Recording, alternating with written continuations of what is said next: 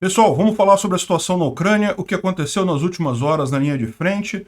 Vamos falar sobre o péssimo dia que a aeronáutica russa teve ontem, com vários aviões derrubados. Vamos falar também sobre algumas indicações de Telegram russos que falam de grandes avanços ucranianos em pelo menos 3 frontes. Vamos entender esse assunto porque está estranho, mas pode ser outra coisa também. Vamos falar sobre isso com calma. Esse vídeo é o nosso vídeo do dia 25 de setembro, a gente faz vídeos aqui todos os dias. Essas notícias foram sugeridas por Rambonaro, Lula na cadeia e várias outras pessoas. Obrigado aí ao pessoal que sugeriu a notícia, obrigado a você que está assistindo o nosso vídeo. Se você gosta do nosso conteúdo, por favor, deixe o seu like, se inscreva aqui no canal, né? Pois bem, vamos dar uma olhada aqui como é que está a linha de frente. Eu adianto para vocês que não tem grandes alterações. A gente viu ontem que os ucranianos estão avançando rapidamente aqui. Já tinham liberado Yatskivka e agora Yorovyi-Yar também já está liberada. Essa área azulada já estava marcada desta forma ontem, mas hoje a gente tem a confirmação de que Yorovyi-Yar também foi liberada. Mas na verdade a gente tem informações que eles já estariam chegando aqui nessa região daqui, ó. Mas vamos falar sobre isso mais adiante um pouquinho. Enfim, os russos mais uma vez tentaram avançar aqui na região de Bakhmut, mas não conseguiram avançar de forma significativa. O pouco que eles avançaram acabaram tendo que recuar novamente mais em seguida, né? Da mesma forma, em Zaporizhia e aqui em Kherson, a gente não tem grandes informações de mudanças na linha de frente, continua basicamente a mesma coisa. Então, é aquilo que eu falei para vocês. Em princípio, do ponto de vista oficial do exército ucraniano, não mudou nada. Mas depois a gente vai falar sobre alguns mapas que estão circulando entre bloggers russos que contam uma outra história, né? Bom, além disso, a gente teve 2 tipos de ações russas aqui. Mais uma vez, os russos lançaram vários drones kamikazes aqui em Odessa. Foram um total de 10 drones kamikazes, uma primeira leva de 4, depois outra leva de 6, sendo que desses 10, no total, 7 foram derrubados pela defesa antiaérea e 3 atingiram um prédio da administração militar ucraniana na região. Então, pelo menos, foi um alvo militar válido que os russos tentaram atingir. Não houve grandes danos no prédio, mas pelo menos foi um alvo militar válido. Muito pior foi o ataque de mísseis que houve aqui em Mykolaiv, que atingiu prédios residenciais. Mais uma vez, aquela ação absurda dos russos de tentar simplesmente atingir civis, causar dor nos ucranianos, né? Mas o que chamou muito a atenção ontem foi que, pela primeira vez na guerra, foram derrubados 5 aeronaves grandes russas, né? Além dos drones, além de drone, míssil, esse tipo de coisa, foram 4 aviões, uns Su-25, 2 Su-30 e um Su-34, e mais um helicóptero KH-52, que é um helicóptero bastante avançado lá dos russos, né? A gente tem alguns vídeos aqui, é lógico, esse tipo de vídeo não dá para ver muita coisa, né? A gente vê que o avião está caindo ali, mas tem uns aqui que dá para ver muito bem. Olha só, tá vindo um avião aqui, tá vendo? E dá para ver certinho o momento que ele sofre o impacto, aí o avião continua com a coisa e acaba caindo no chão, né? Isso aqui foram aviões derrubados, a maior parte deles por Stingrays, aquele míssil, né, que é lançado, um Manpad, né, que é lançado do solo, né? Os aviões têm voado baixo para evitar a artilharia antiaérea e daí acabam sendo atingidos por Stinger, por Manpads Stinger aqui na região. Então, esse aqui foi um dos casos. Esse aqui foi um Su-30, né? Aqui tem um KH-52, que é um helicóptero que também foi atingido. Vai mostrar aqui no vídeo o momento em que ele é atingido. Está havendo, né, uma batalha, você vê que tem ataques de artilharia. Isso daqui é na frente lá de Kherson. E aqui ó, dá para ver o helicóptero e o tiro do Manpad, né? E ele acaba sendo atingido aqui, agora ele vai cair. Aí ele cai aqui e aqui ele está explodindo, né? Dá para ver o cara atirando com o Manpad, uma fumacinha, depois quando o projétil atinge o helicóptero e logo em seguida a queda do helicóptero. Foi mais um aqui. E tem esse outro aqui também que é um Su, esse aqui é o Su-30 também. Su-30 SM foi o outro Su-30, Também dá para ver ele andando um bom tempo, ele foi atingido já, nesse momento ele já foi atingido, tá vendo? Ele aparece já pegando fogo ou com a turbina comprometida, e aqui você vê a explosão no momento que ele cai mais adiante, né?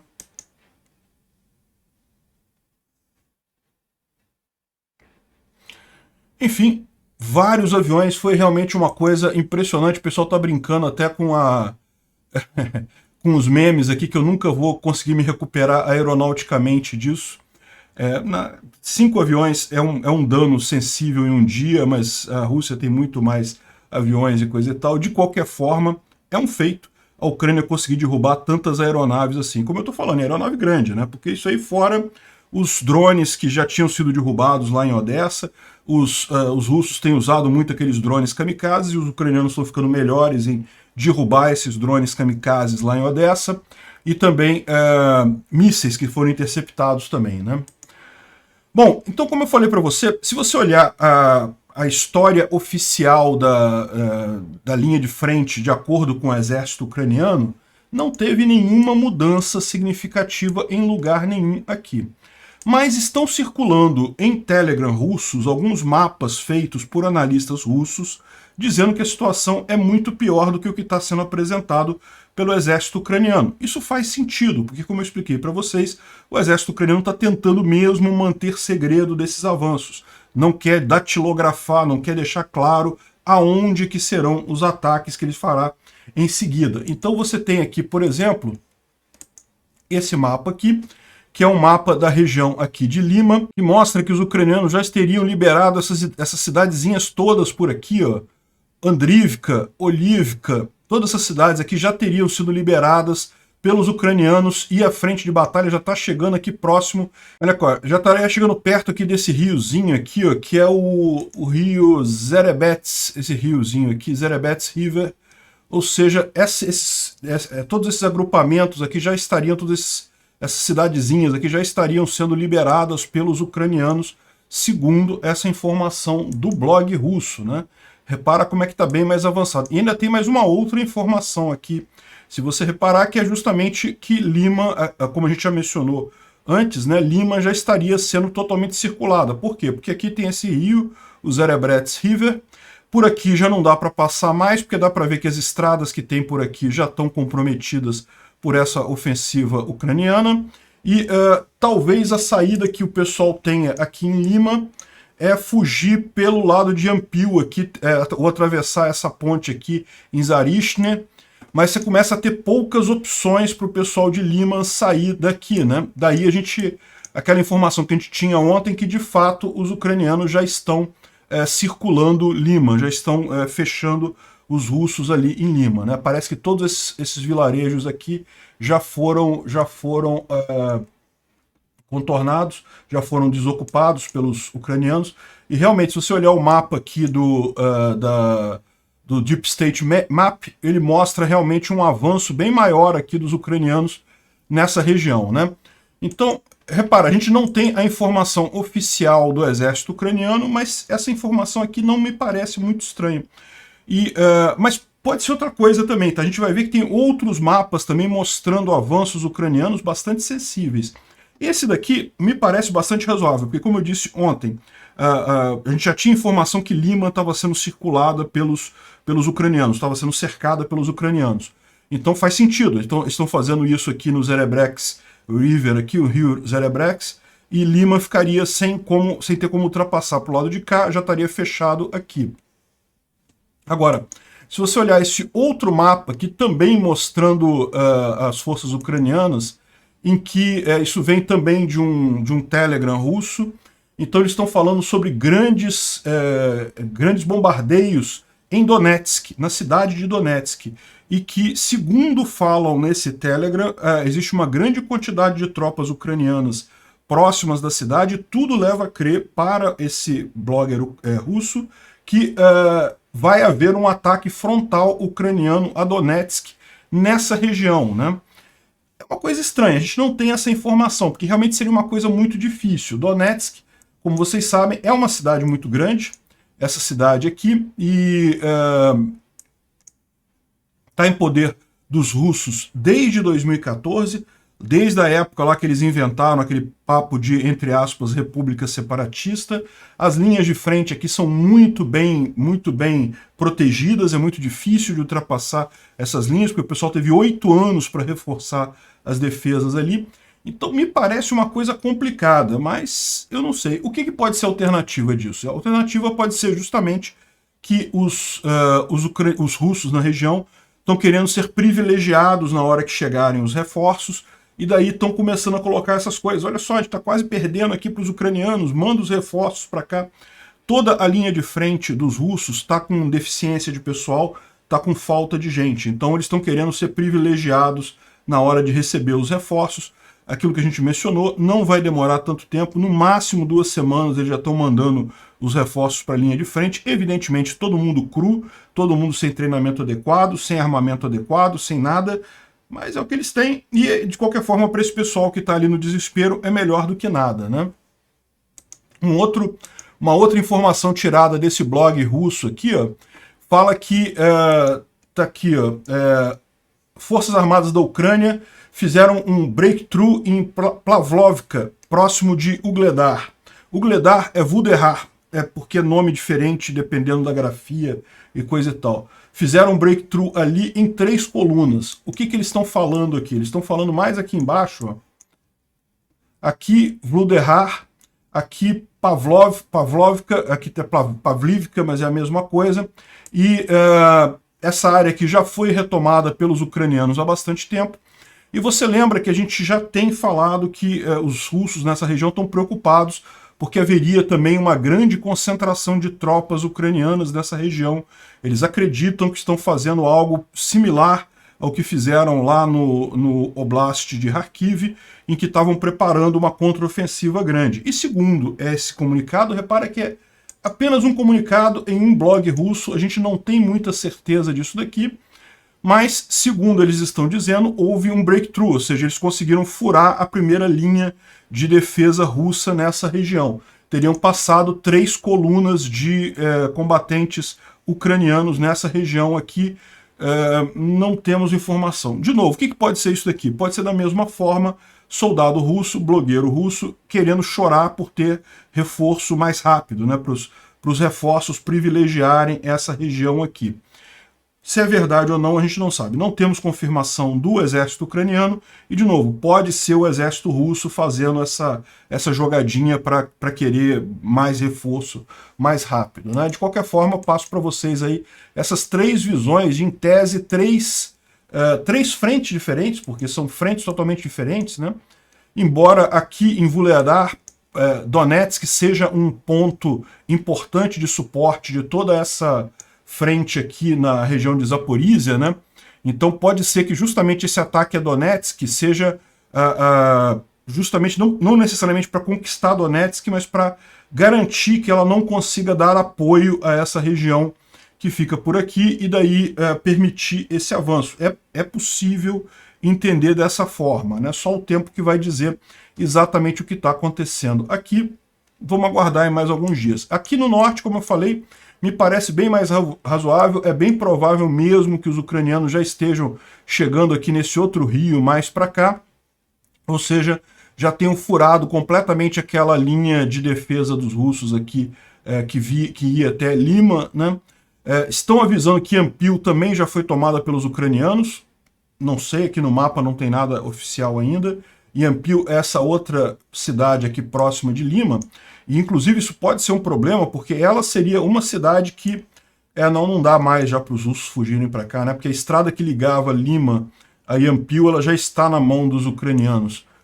A saída para os russos que estão aqui em Lima já seria por aqui, ó, por Zarishne ou Torsk, por essa região aqui, através de uma dessas pontes, né? Seria a única maneira que os russos ainda teriam de sair aqui de Lima, nessa região toda aqui, né?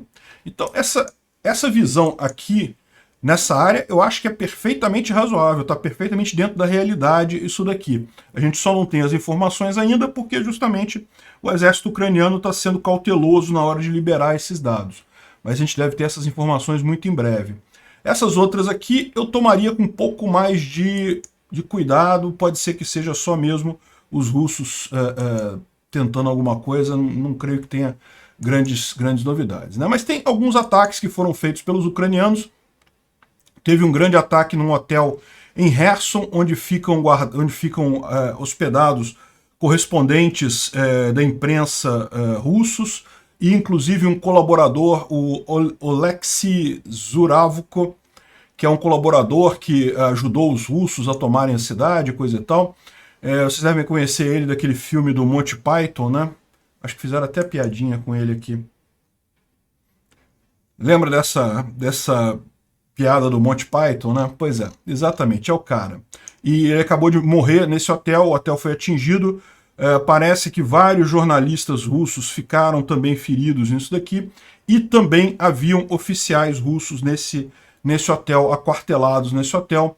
Os oficiais russos a gente não tem informação, a gente tem informação do cara, desse colaborador que morreu, e jornalistas que teriam ficado feridos, mas não morreram, né? Além disso, teve vários ataques em Alchevsk, na região de Luhansk, durante a noite. Alchevsk fica aqui, é essa cidade que é um grande ponto militar aqui na região de Luhansk.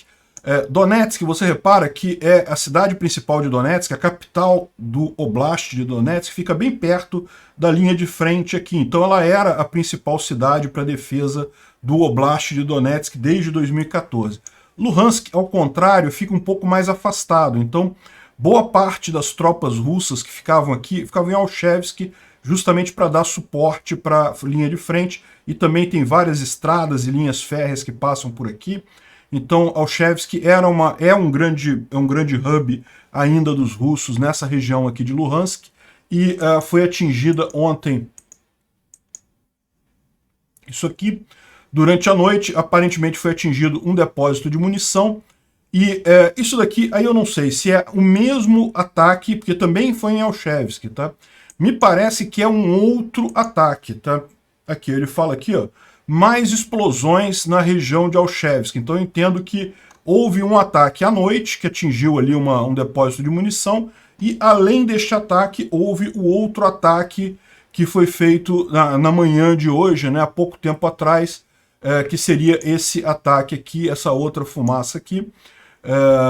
Mas pode ser que seja o mesmo ataque, isso aqui seja só a fumaça, ainda está pegando fogo desde a noite nesse local atacado, né?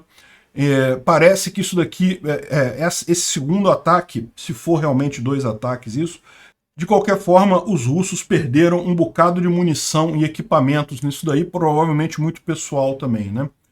Houve também um ataque em vários distritos ali em Kherson e Mykolaiv. Isso aqui foram ataques feitos aqui nessa região de Kherson.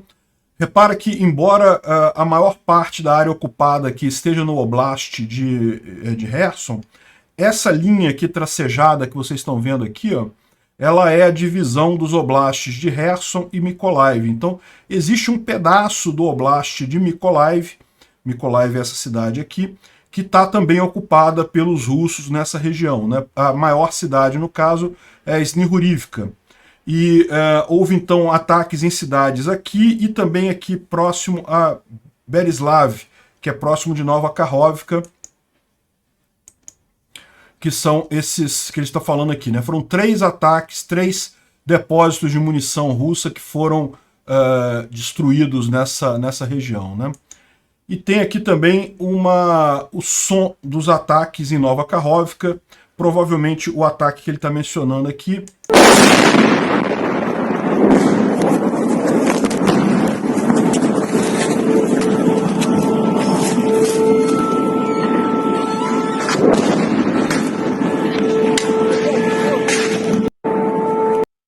Não dá para ver muita coisa, mas dá para ver que foi uma explosão séria ali, né?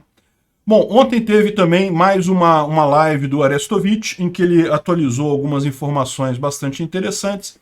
Ele fala sobre os avanços que os russos tentaram ali em Bakhmut, mas não conseguem avançar. Segundo ele também, ele fala que não tem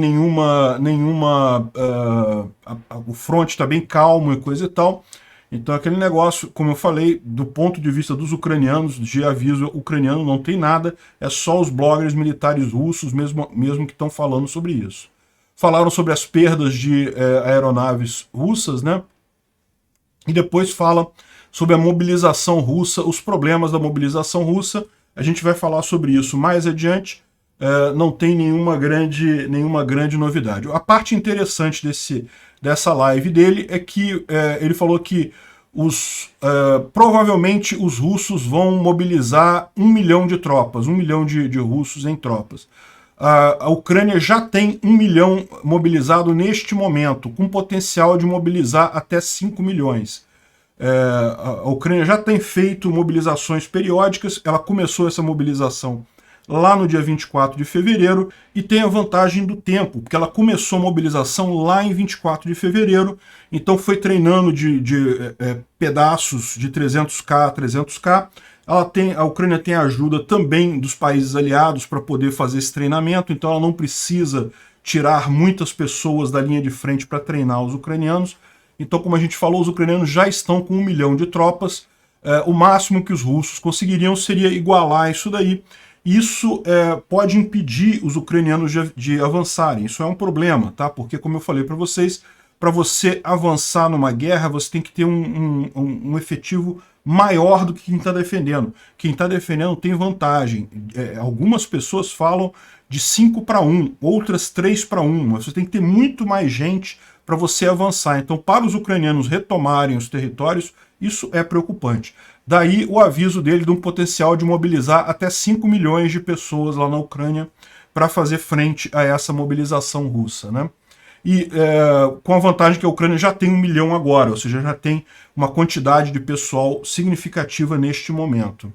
Ele também fala sobre a possibilidade do uso de armas nucleares táticas pela Rússia, né? E ele diz que a probabilidade é muito baixa, não há nenhum sinal de preparação para isso, pelo menos até o momento. Isso iria requerer condições excepcionais e a resposta e as consequências para a Rússia e Putin seria catastrófica, né?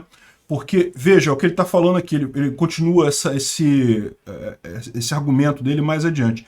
Suponha que Putin use uma bomba nuclear na Ucrânia e o Ocidente não faça nada. Vai significar simplesmente o fim dos tratados de não proliferação nuclear. O Brasil assinou esse tratado. Nesse tipo de tratado, os países da OTAN do Norte, lá que tem bombas atômicas, se comprometem a responder caso o país seja atacado. Então isso é uma vantagem para o Brasil, ele não precisa ter bombas atômicas, ele pode contar com a ajuda dos países caso ele seja atacado com bombas nucleares.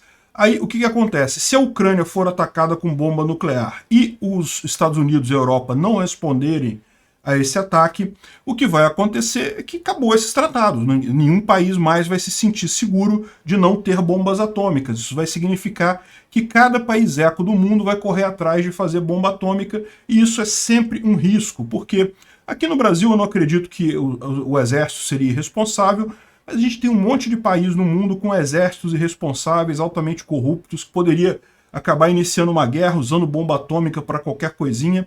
Então significaria simplesmente o desmantelamento de todo o esforço de diminuição nuclear se a Rússia usar uma bomba atômica na Ucrânia e o Ocidente não responder. Então isso torna praticamente certo que, caso isso aconteça, o Ocidente responda. A Rússia sabe disso. Por isso que a Rússia não pretende, não vai acabar usando bomba nuclear. Usam bomba nuclear como ameaça. É o blefe. Na hora de usar mesmo, não vai usar. Aqui, é o que ele fala aqui, ó. Cada país no mundo vai tentar arrumar armas nucleares depois de um ataque desse tipo, jogando todos os tratados de não proliferação no lixo, né? Então, a única alternativa a isso seria, se a Rússia usar a bomba nuclear, o Ocidente responder com bomba nuclear, ou pelo menos com um ataque incapacitante à Rússia, né? Pode ser isso também, é aquilo que eu falei, né? O Ocidente entraria como aliado da Ucrânia nessa guerra e aí a Rússia acabaria em pouco tempo. O Instituto para Estudo da Guerra está falando principalmente sobre a mobilização na Rússia, falando sobre os problemas, né? Embora, a gente já falou sobre isso ontem, embora o Putin tenha colocado algumas categorias, que só apenas pessoas que já têm experiência militar, que estudante não seria chamado, tem um monte de exceções na mobilização, mas na prática o pessoal está ignorando totalmente isso, está chamando todo mundo o interesse dos oficiais de recrutamento é preencher a cota o mais rápido possível para não ser acusado de estar sendo lento e coisa e tal. E isso está gerando uma série de problemas por lá, né?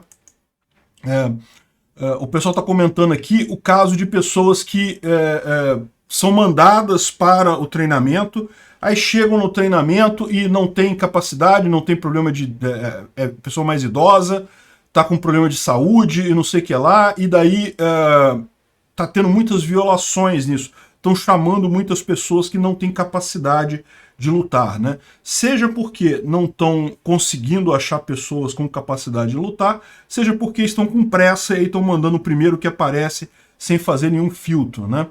Então, isso é um problema, isso acaba gerando um problema, porque o pessoal chega para treinar e é um pessoal que não dá para treinar, tem que ser devolvido, tem que ser mandado de volta. Isso aqui é um comentário em um blog militar russo, né? Aqui um outro comentário também, blog militar russo. Lembra que ontem a gente mostrou um fuzil, um AK-47, totalmente enferrujado e coisa e tal? E até teve um comentário interessante no pessoal falando que, não, mas é normal, essas armas quando ficam armazenadas muito tempo, ficam com uma crostazinha de ferrugem e coisa e tal. Olha, não sei se vocês sabem, eu servi exército aqui no Brasil e a minha qualificação militar era 0942, ou seja, eu era mecânico de armamento leve na época que eu estava no exército aqui no Brasil, né? Fiquei para reserva, nunca fui chamado durante a reserva, então hoje em dia não tem mais nenhuma ligação, mas eu fazia justamente manutenção em armas. E sim, eu concordo, existe não é anormal você ter uma crostazinha de ferrugem em algumas armas, mas é muito diferente uma crostazinha de ferrugem daquilo que a gente viu ontem. Estava tudo carcomido, tinha pedaço carcomido da arma ali. Aquilo ali é arma que não tinha manutenção há muito tempo, estava jogado no fundo de galpão lá. E a lógica dos caras foi aquela mesmo, né? De que o cara vai estar no tanque, não tem outra coisa para dar, pode usar isso daí mesmo. Agora, o curioso foi o pessoal da LPR, que é uma das, entre aspas, repúblicas separatistas ali na região de Luhansk, né? Ele falando justamente que, que eu nem fiquei surpreso com isso, porque eu também já vi rifles de assalto enferrujados em vários lugares aqui. Tudo que eles trazem para cá, no final das contas, está muito ruim, está muito sem manutenção, muito enferrujado. Isso é normal para eles. A gente vive reclamando sobre isso, mas ninguém ouve, ninguém não está nem aí para isso, né? O que acontece nesse caso? É o que eu falo para vocês. A Rússia tem um exército extremamente corrupto. E manutenção é das coisas que é mais fácil de você ganhar dinheiro com corrupção. Você fecha um contrato para fazer manutenção de não sei quantas armas, bota um pessoal fazendo a manutenção das caixas que estão na frente, deixa as caixas que estão para trás sem fazer nada, e pronto, no final das contas, quem é que vai olhar? O cara vai olhar cada caixa lá? Não vai. Esses depósitos de armamento tem muito armamento, muita munição, então não tem como a pessoa fazer inspeção em tudo. Então o pessoal faz essas lambanças de corrupção nesse tipo de coisa. Então é daí que vem esse problema que os russos estão enfrentando, né? De novo, concordo que uma pequena crosta de ferrugem não é algo que prejudique a arma, mas naquele patamar que estava ali, já estava tudo carcomido em alguns pontos ali, totalmente inútil. Eu não atiraria com aquele fuzil, né? Bom, problemas também com a mobilização foram os protestos. Ontem teve vários protestos em várias cidades. Hoje estão marcados novamente vários protestos em várias cidades. Em Moscou houve muitos presos, né? A técnica da polícia lá, o pessoal preso, ele já é colocado para servir. E por isso, né, em lugares como Yakutsk, que é lá na Yakutia, né, que é uma região é uma minoria na região ali próxima à Mongólia, os protestos estão sendo feitos principalmente por mulheres, né, as mulheres que estão protestando para evitar esse tipo de problema. Os homens, se forem protestar, vão acabar sendo pegos para servir. E, como eu falei para vocês, repara aqui que é um grupo de mulheres protestando e uns guardas aqui no meio, meio que acuados ali, não sabem o que fazer, né? Não tem como sair dali. E é lógico, as mulheres estão chateadas porque são os filhos delas que estão sendo levados, maridos, irmãos e coisa e tal. E, como eu falei para vocês, essas regiões periféricas da Rússia, essas minorias étnicas lá, estão sendo desproporcionalmente chamadas, né? Ou seja, estão pegando muito mais as minorias do que os russos propriamente ditos, né? E Principal problema é aqui no Daguestão. O Daguestão é onde estão os protestos mais violentos contra essas medidas, né? Deixa eu mostrar para vocês aqui. É bem aqui no leste, nessa região aqui que fica a Yakutia, né? E o Daguestão, por outro lado, fica aqui, ó. O Daguestão é essa região aqui, próxima do Mar Cáspio. É uma região muçulmana. É uma região que já teve movimentos separatistas aqui. Anda tranquilo, né? É do lado da Chechênia. A Chechênia é aqui do lado. E o Daguestão fica aqui. É onde estão havendo os maiores protestos, são aqui no Daguestão. Parece que está bem violenta.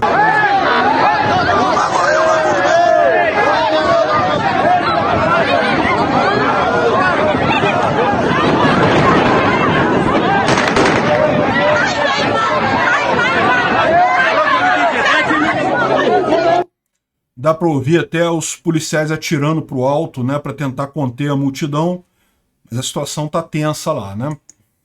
E, de novo, aquilo que eu falei para vocês, a minha preocupação em termos de derrubar Putin, coisa e tal, esses protestos agora não vão derrubar o Putin, vão colocar pressão sobre ele, certamente.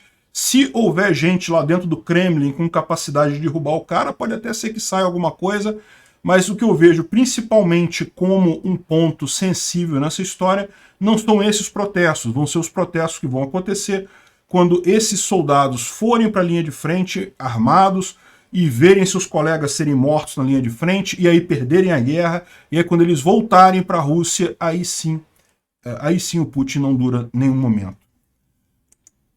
O Zelensky está oferecendo garantias para os soldados russos que se renderem, de serem tratados de acordo com as regras, né, de POW, de não sofrerem tortura e coisa e tal, que ele não vai falar, não vai avisar se eles se renderam ou foram tomados, né, se foram feitos prisioneiros. Então isso é por quê? Porque lembra, a Rússia passou recentemente uma lei dizendo que se o soldado se render, ele tem 10 anos de cadeia. Então o Zelensky está falando que, olha, não vai ter isso. Se você se render, a gente não vai falar que você se rendeu. Não vamos falar isso. Vamos falar que você foi tomado pelas nossas tropas prenderam você em algum ponto e acabou, não tem o que dizer. E daí não teria punição nenhuma. E também, além disso, a Ucrânia vai garantir que só retorna eles para a Rússia se eles quiserem ser retornados. Ou seja, se eles preferirem ficar como prisioneiros de guerra na Ucrânia até o final da guerra, também para evitar essas punições na Rússia, eles podem ficar ali, né? Então, é tentador isso daí para os soldados. Eu não duvido que muitos vão acabar optando por esse caminho. É lógico, vai ter gente que vai lutar. Tem essa visão que a gente tem do pessoal protestando contra o alistamento. De fato, tem muita gente contra o alistamento, mas não tenha dúvida, tem muita gente que está indo servir também e não está reclamando e vai lutar e coisa e tal. Então, é realmente uma pena, porque vão acabar morrendo, né? Bom, tem um artigo muito interessante aqui do Mike Martin sobre a base da guerra, que não mudou, né, segundo ele, apesar de toda a tecnologia, apesar de toda a informação, mas eu vou deixar para falar disso outro dia, porque esse vídeo já está ficando um pouco longo. Liz Truss, lá na ONU, falou que o Reino Unido vai continuar a armar a Ucrânia até que ela derrote a Rússia.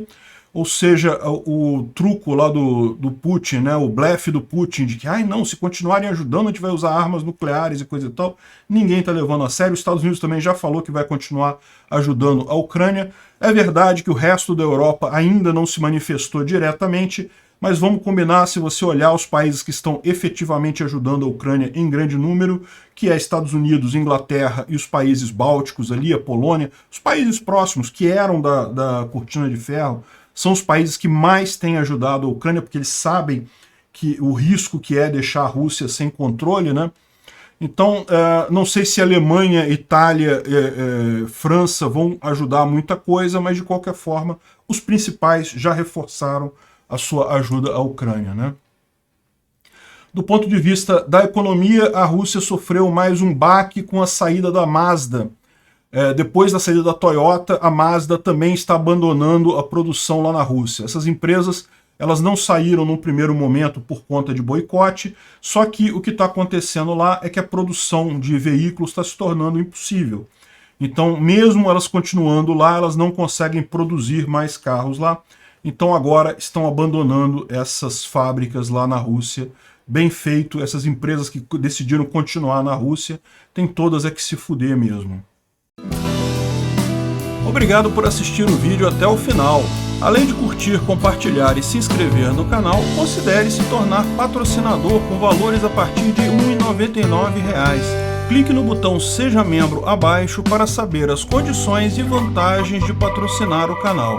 Mais informações sobre o nosso projeto, visite nossos sites indicados na tela.